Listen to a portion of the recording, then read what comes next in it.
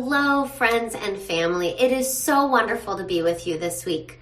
My name is Karen Rugley, and I am on the pastoral team here at VCG. And let me just say, what a blessing it is to say that to you today.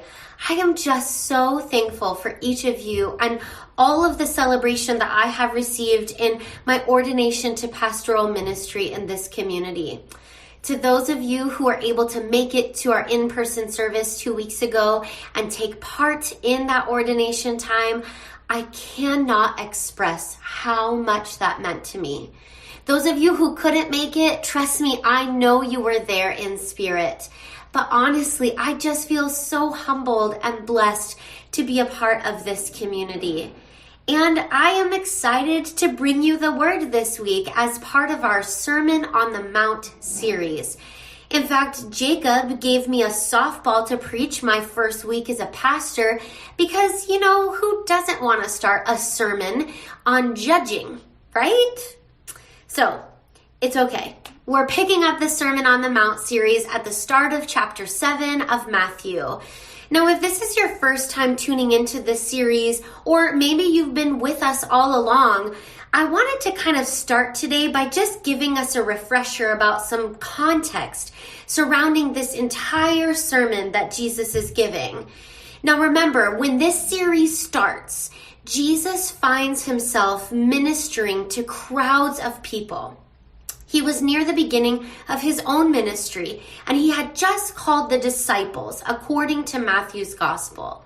And so the work that Jesus is about is teaching, preaching, and healing.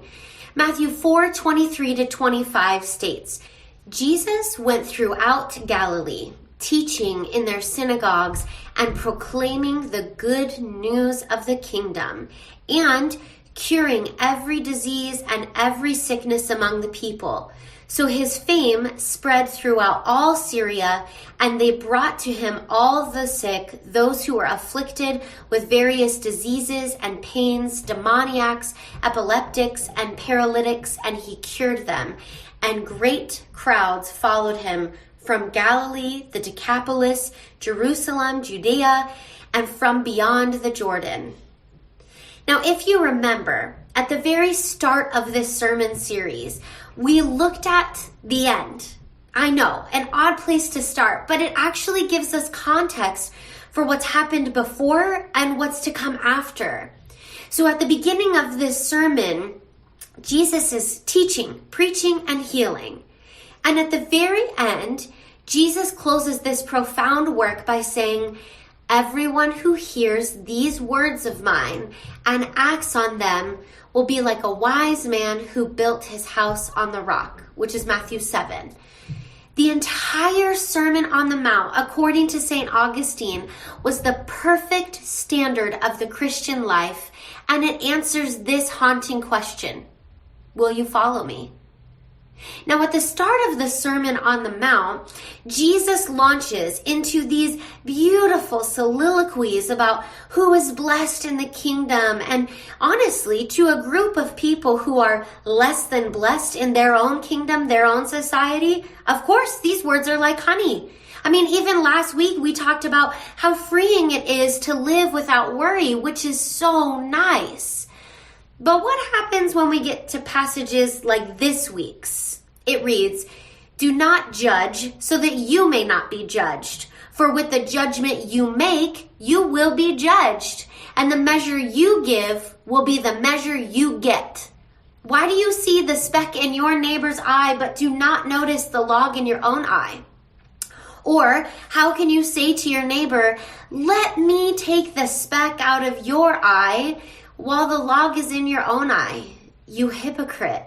First take the log out of your own eye, and then you will see clearly to take the speck out of your neighbor's eye. Now, this passage isn't as sweet as blessed are those who are meek, for they will inherit the earth. Yes, this passage is obviously comical, and it's something that I can guarantee you have heard both inside and outside the church, right? Don't judge lest ye be judged. Also, why do we always memorize all of these passages in the good old King James Version? I mean, that's another sermon for another day, but I'm telling you, I have so much King James memorized in here. Okay, so what are we supposed to do with this passage then today? I think we have to understand the context of the word judge. So Jesus uses the Greek word here, krino. It has two meanings. First, it can mean making decisions or distinguishing between two different things. Second, it can mean rendering a decision in a court of law. It's also helpful to look at other places in the scriptures to see how this word is being used to understand it a little bit better. So Paul uses this word in 1 Corinthians 4 verse 5. Therefore, judge nothing before the appointed time. Wait until the Lord comes. He will bring to light what is hidden in darkness and will expose the motives of the heart. So the work of God as the ultimate judge is to bring to light what is hidden in darkness and to expose the motives of the heart.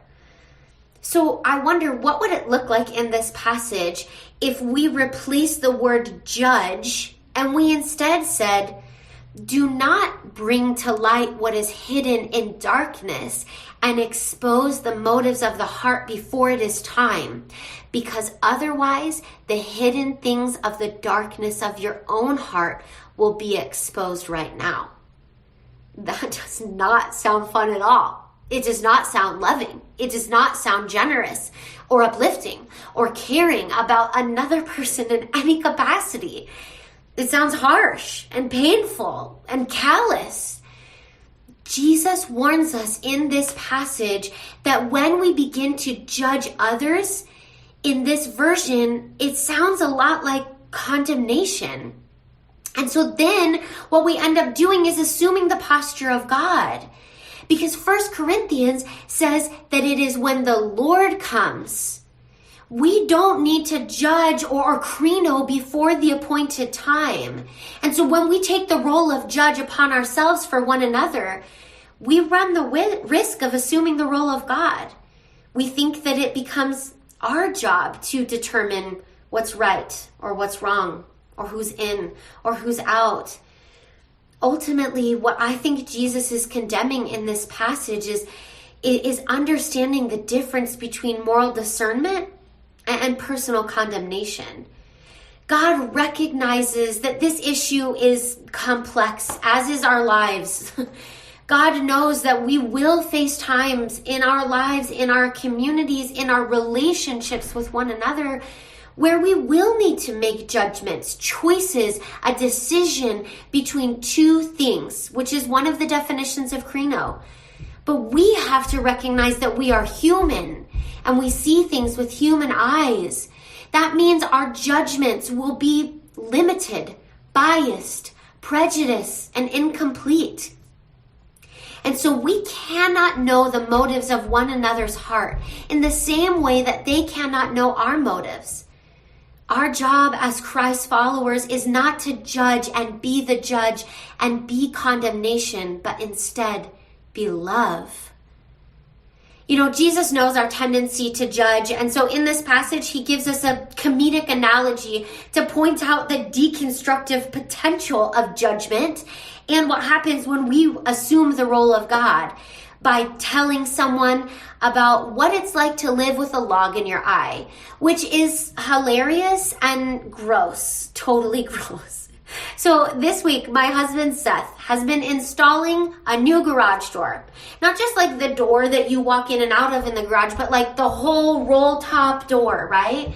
We have this detached garage. It's a one-car garage that has been built in 1954 when our house was built. And I swear this garage is like one good California earthquake from just coming right down in a cloud of dust and nasty old siding.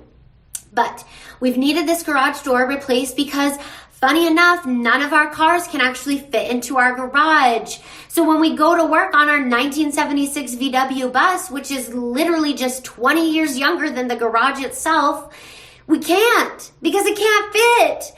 And so, of course, wouldn't you know that when we embarked on this journey of replacing the garage door, we discovered that the opening for the roll top door is not standard. Ta-da! What we thought would be a quick, painless way to upgrade our garage has turned into a literal beast of a project. I am telling you, I am fairly certain that Seth is at Home Depot every other day at least, and he is buying lumber like it is his full-time job. So, as I have been preparing this week's teaching, it's no joke that I have been around a lot of logs. So when Jesus uses the analogy of someone having a log in their eye, I'm picturing this 8-foot long 2x4, which isn't even accurate because the word that Jesus uses here would actually translate to a roof support beam. It looks just like this. These beams are designed to support your entire roof. They're generally like a 4x12 that's like 16 feet long. Now, I am no medical doctor and nor am I in construction, but I can tell you this is not good. If you have this in your eye, not good. The illustration is dramatic, but it's also complex.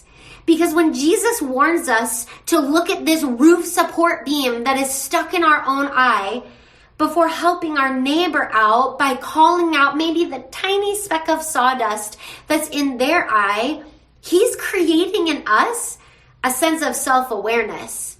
Because when we're aware of what we've got going on in the depths of our own heart, we're in essence working on taking the log out of our own eye first. This self-awareness is leading us to humility as we look at the lives of others. So then when we look at them, we see humility instead of judgment, and we treat others with mercy. And we're creating a kingdom society that is shaped by humility, love, and forgiveness, not judgment and condemnation. So Jesus urges us to examine ourselves first before we pass judgment on others. And to me, when I stop long enough to do the self-examination, to look at the motives of my own heart and its dark spaces, I pray that no one brings those spaces to light before the Lord God's appointed time. Because it's too painful, it's too vulnerable, it's too raw. My truth is that I'm always walking around with the log in my eye. We all are. We are all sinners in need of grace and mercy and forgiveness. We are all walking under the weight of our own sin and shame. And often we don't need other people to point it out to us. We see it in ourselves. So when we come to passages like this one, when we see one another as God sees us, not as humans who are biased and judgmental, when I see and I stop long enough to come down off my throne, stop acting the part of God, and learning to see all of us as recipients of God's grace and forgiveness, which I am then called to extend to others. Now, this doesn't mean that we don't challenge people or call them to accountability before the gospel, but it means we do that, but we leave the judging up to God. Jesus does say in this passage that we are to help each other out with our imperfections and our impurities. And God may use others that we find ourselves in relationship with to guide us more lovingly toward a kingdom ethic. We may be called to discern things morally and to speak the truth about sin, but only after we have inspected ourselves first. Because this is what makes us grow in humility together as we love God and as we love one another, as we grow together in holiness and justice and seek to be a community that is marked by honesty and free of judgment. That's a community I want to take part in. That's a community that reminds me about the log that I have in my own eye and helps me take it out of my own eye and carries it alongside with me. Grace and peace to you today.